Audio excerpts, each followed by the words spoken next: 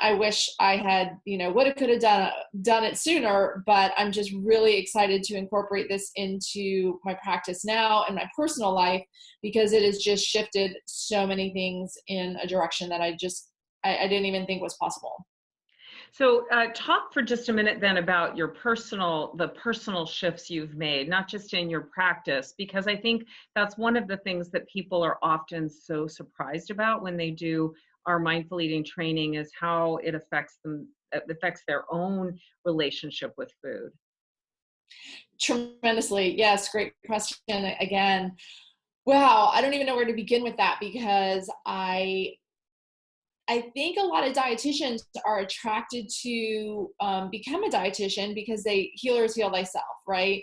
And I did see a lot of other students in my program who, either were following the latest, and greatest trendy diets, or, I myself had tried a handful of diets, and the changes that take place it's almost like a series of events, where you're hyper aware of what's going on with you and your relationship with food and just your sensations and your feelings. And it's almost like it gets easy, and then it gets hard, and then it gets easier.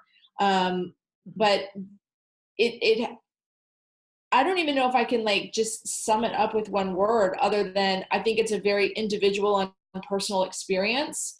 I think it takes time, especially I was stuck in diet culture for over 2 decades. So I'm still unpacking and unraveling a lot of behaviors, beliefs. So it was really interesting. Just recently, I had a craving for frosting, and because I've been doing the mindful eating piece, I was able to connect the dots between an emotion or a trigger with this craving specifically for frosting, because that's not something that I crave every day.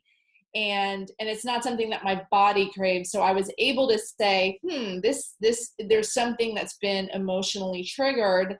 And in the past, I would have said, no, don't eat frosting. This isn't healthy. This isn't part of the, diet, whatever.